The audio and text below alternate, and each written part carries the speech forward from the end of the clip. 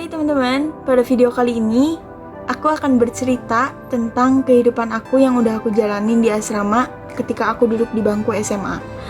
Pertama-tama aku mau ngucapin terima kasih kepada Ksel sebagai dosen pengampu konseling seni, mata kuliah konseling seni, karena udah memberikan tugas ini sebagai sarana untuk berbagi cerita kepada teman-teman semua tentang kehidupan aku di asrama yang udah pernah aku jalanin.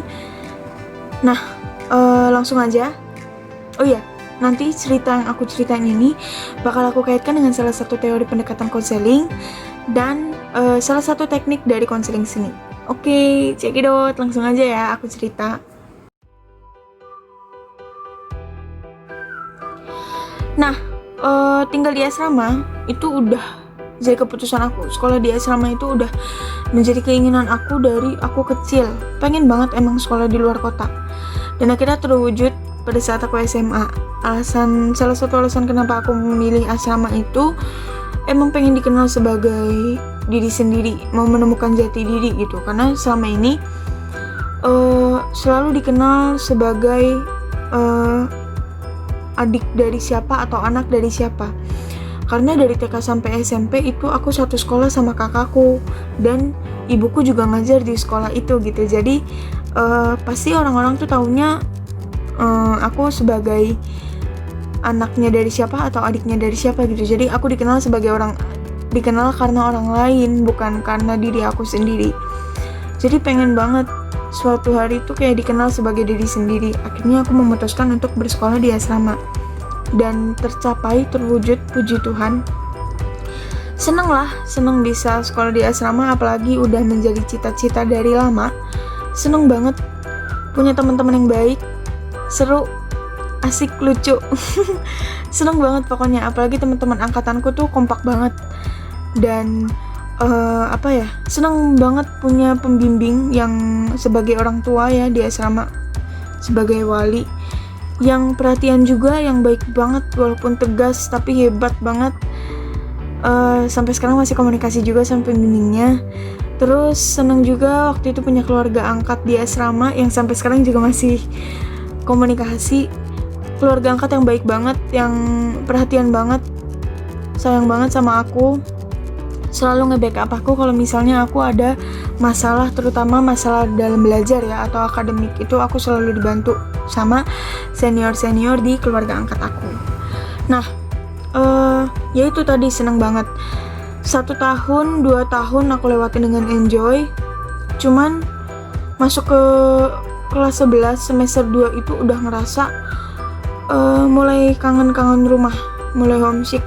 Itu udah kerasa banget di semester 2 di kelas 11. Dan akhirnya punya pikiran untuk kayak menyesal gitu, kayak pengen selalu pulang aja. Pokoknya nyesel, kayaknya ini bukan keputusan terbaik di sekolah di asrama. Nah, tapi di satu sisi aku juga punya pikiran bahwa aku harus berhasil nih 3 tahun di asrama. Gak boleh ngecewain orang tuaku, gak boleh ngecewain aku sendiri juga. Cuman ya itu tadi punya dua sisi. Satu sisi pengen pulang, satu sisi menuntut harus berjuang terus gitu. Ya itu perasaan yang aku rasain selama aku tinggal di asrama. Pokoknya semakin kesini itu kayak semakin kangen gitu, semakin kerasa banget kangennya sama rumah. Apalagi ketika itu, waktu itu aku ada masalah sama salah satu temen aku yang ngebuat aku tambah kangen rumah. Jadi kalau misalnya biasanya aku ada masalah tuh aku langsung cerita ke keluarga aku kan, ke bapak, ke ibu, atau lebih sering ke kakakku sih. Cuman ketika aku di asrama aku nggak punya sosok itu gitu, yang kalau misalnya aku ada masalah aku langsung cerita, itu tuh pasti ke temen gitu. Jadi ya pasti tambah kangen lah kalau misalnya ada masalah-masalah kayak gitu. Nah, dari kasus aku itu bisa dikaitkan dengan teori pendekatan realita. Nah, teori pendekatan realita ini memiliki filosofi individu harus bertanggung jawab atas pilihan hidupnya. Individu harus bertanggung jawab atas kehidupannya. Lalu setiap individu memiliki kemampuan untuk melakukan sesuatu pada masa kini. Individu ditantang untuk menghadapi realita tanpa memperdulikan peristiwa masa lalu. Lalu yang menjadi permasalahan dalam teori ini adalah individu sebagai identitas gagal. Identitas gagal di sini dikatakan memiliki arti bahwa individu yang nggak bisa bertanggung jawab atas kehidupannya. Individu yang tidak bisa membuat keputusan maupun menentukan pilihan hidupnya. Nah, tujuan dari konseling ini tentu aja mengubah individu menjadi identitas berhasil. Yang berarti individu bisa bertanggung jawab atas pilihan hidupnya dan individu bisa membuat keputusan dan menentukan pilihan untuk hidupnya. Ada filosofi, ada patologi, ada tujuan, tentunya ada strategi. Nah, strategi dari konseling ini itu adalah apa yang sudah menjadi pilihan dan keputusan individu itu harus ada upaya, harus ada resiko dan kelebihan yang harus diterima. Nah, kalau misalkan dikaitkan sama kasus aku, itu patologinya itu jelas banget kalau aku sebagai identitas yang gagal karena aku tidak dapat bertanggung jawab atas apa yang udah aku pilih, yaitu tinggal di asrama. Aku nggak bisa kayak menjalani itu. Misalnya kayak aku yang punya pemikiran selalu pengen pulang gitu, padahal itu merupakan pilihan aku sendiri. Nah, kalau tujuannya itu tentu aja mengubah aku menjadi identitas berhasil supaya aku bisa bertanggung jawab atas pilihan yang udah aku pilih gitu. Nah, kalau strateginya itu resiko dan kelebihan yang aku pilih itu harus aku jalanin juga. Jadi kayak tinggal di asrama itu kan pasti ada risikonya dong. Risikonya jauh dari keluarga, komunikasinya terbatas, dan kelebihannya juga pasti ada. Lebih mandiri, terus punya banyak teman, bisa dikenal sebagai diri sendiri gitu. Nah, karena waktu itu puji Tuhan, aku begitu masuk asrama itu langsung dipilih menjadi seksi liturgi asrama. Jadi ya dikenal sebagai diri sendirinya itu ya mulai dari situ, mulai dari menjabat sebagai seksi liturgi di asrama gitu. Nah, itu salah satu beberapa kelebihan dan resiko yang harus aku terima atas pilihan aku. Nah, kalau misalnya teknik dari konseling realita ini juga ada, yaitu WDEP atau Once, Doing, Evaluation, dan Planning. Once itu merupakan keinginanku, yaitu bisa lulus 3 tahun, berhasil 3 tahun hidup di asrama dengan nilai yang bagus. Doing-nya itu yaitu upaya aku untuk mencapai keinginan aku, yaitu dengan belajar keras, bekerja keras, berjuang. Nah, evaluation itu merupakan hasil dari upaya yang udah aku lakukan. Nah, dari upaya yang aku udah lakukan itu, belajar itu, aku merasa belum sepenuhnya berhasil karena di sela-sela belajar tuh aku masih selalu keinget rumah, masih selalu homesick, masih selalu ada keinginan untuk pulang.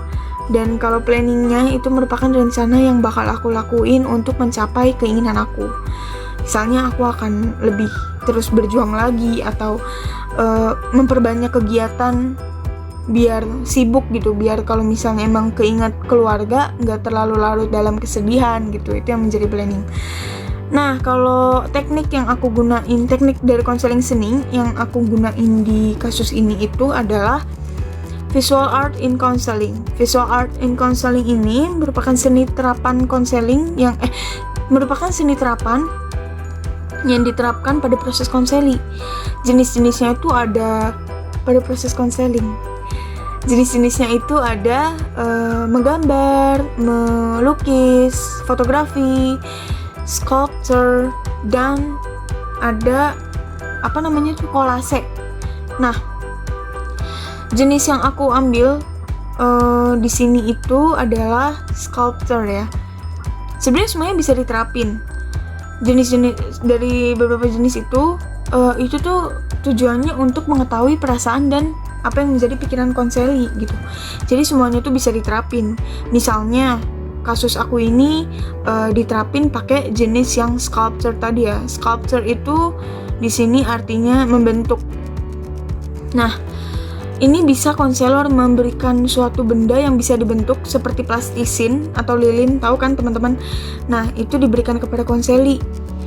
untuk konseling membentuk suatu hal yang berarti gitu, bermakna. Misalnya dari plastis ini tuh konseling membentuk suatu bentuk orang gitu.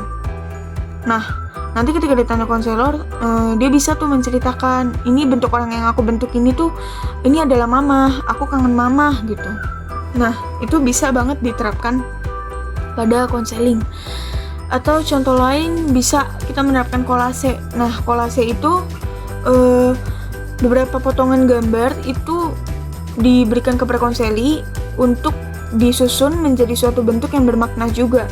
Misalnya dari beberapa potongan gambar itu konseli membentuk bentuk rumah. Nah, di situ konseli juga bisa tuh bercerita kalau misalnya kenapa aku membentuk rumah, karena aku lagi kangen rumah, aku lagi homesick gitu. Nah, kayak gitu tuh teman-teman. Jadi semua perasaan itu tuh sebenarnya bisa diungkapin dengan apa aja, dengan apapun, maupun dengan menggambar, melukis, mewarnai, fotografi, itu bisa diungkapin semuanya. Perasaan kamu lewat situ, perasaan kita lewat situ. Jadi jangan pernah memendam perasaan teman-teman, karena memendam perasaan itu juga nggak baik ya, lama-lama akan menjadi beban tersendiri. Begitu. Nah, senang banget nih bisa berbagi cerita ke teman-teman tentang gimana kehidupan aku di asrama, dan senang banget bisa mengkaitkan kasus itu dengan pendekatan konseling dan teknik dari konseling seni. Pesan aku buat teman-teman, jangan pernah menyerah untuk menjalani kehidupan ya. Pokoknya tetap terus semangat, terutama apa yang udah menjadi pilihan teman-teman itu harus dihadapin, harus dijalanin. Kita nggak boleh terpaku sama masa lalu, harus berfokus pada masa sekarang. Pasti bisa, karena setiap kehidupan itu nggak ada yang lurus terus, pasti ada jalan likunya, dan itu yang harus kita hadapi gitu. Itu yang menjadi tantangan kita. Oke? Semangat teman-teman, tetap terus sehat, terutama di tengah-tengah masa pandemik ini. Semoga teman-teman selalu diberkati Tuhan, semoga teman-teman selalu sehat dan ceria. Oke? Bye-bye, terima kasih, thank you semuanya.